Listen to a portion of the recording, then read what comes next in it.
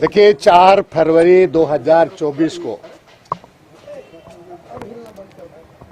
आदिवासियों के कई महत्वपूर्ण ज्वलंत मुद्दों को लेकर मोरहाबादी के ऐतिहासिक मैदान में आदिवासी एकता महारैली का आयोजन किया गया है और इसके लिए कई दस्तावेज भी तैयार किया गया है। जिस दस्तावेज को आज आदिवासी समाज के प्रबुद्ध लोग हैं, उस दस्तावेज को प्रस्ताव पारित करने के बाद, सभी लोगों की सहमति के बाद, हम रैली में इसी दस्तावेज को जो राज्य सरकार से संबंधित है, राज्य सरकार और भारत सरकार से संबंधित भारत सरकार को भी ये प्रस्ताव दिया जाएगा। विशेषकर इस रैली को करने का मतलब कि जैसे अभी हाल के दिनों में डीलिस्टिंग का आपका यहाँ रैली किया गया आरएसएस भाजपा के द्वारा। डीलिस्टिंग तो एक बहाना है, असली निशाना इनका 24 को लेकर के है, क्योंकि 24 में पार्लियामेंट का चुनाव है, फिर आपका असेंबली का भी चुनाव है। और इस रैली में एक भी ऐसी बातें, चाहे शिक्षा का मामला हो, चाहे सरना धर्म कोड का मामला हो, 5वीं अनुसूची का मामला हो, पेशा कानून का मामला हो, ट्राइबल सब प्लान, इनके जुबान पर इस तरह की बात, ये आरएसएस और भाजपा वालों को ये तमाम चीज़ें उसको आता नहीं है।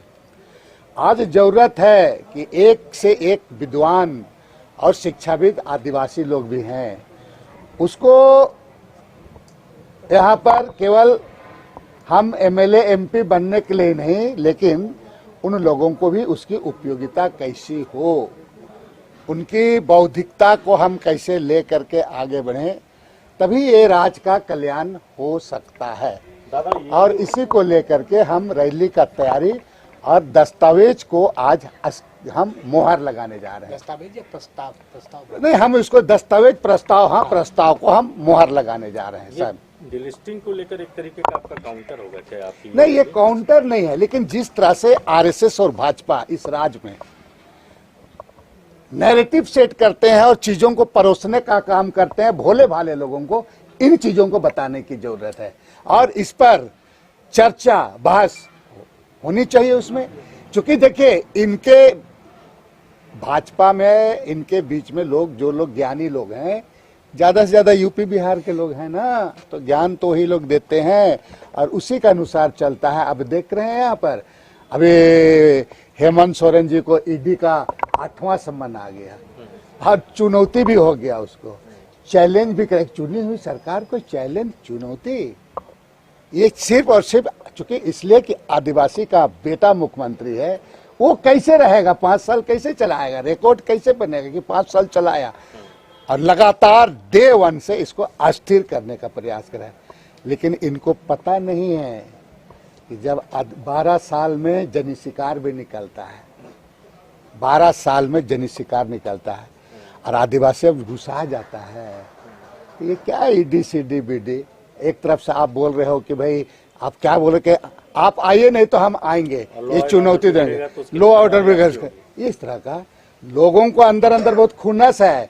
और जिस दिन ढेलमुगरा निकल जाएगा ना, जिसको ढेलफोरा बोलते हैं, तो बहुत दिक्कत हो जाएगा। बता दें, ये तो टकराव वाली स्थिति नहीं, टकराव की बात नहीं, लोगों का आप सुनिए, आदिवासी का सेंटिमेंट और भावना को आप समझना होगा। चुनी हुई सरकार है ना, अब वो आवाज देने वाले सरकार को आप इस तरह से आप उनको आप ये कर रहे हैं, डरवा रहे हैं, धमका रहे हैं। पूरा चुनी हुई सरकार है ना, चुनी हुई सरकार है। तो वो तो कह रहे हैं कि पूछताछ में आप साथ लीजिए। नहीं तो पूछताछ में आप किसी क्या बोलते हैं, या तो हम आ रहे हैं या तो आप आइए तो हम जा रहे हैं, चुनौती देते हैं, इस तरह की भाषा का प्रयोग किया जाता है चुनी हुई सरकार को।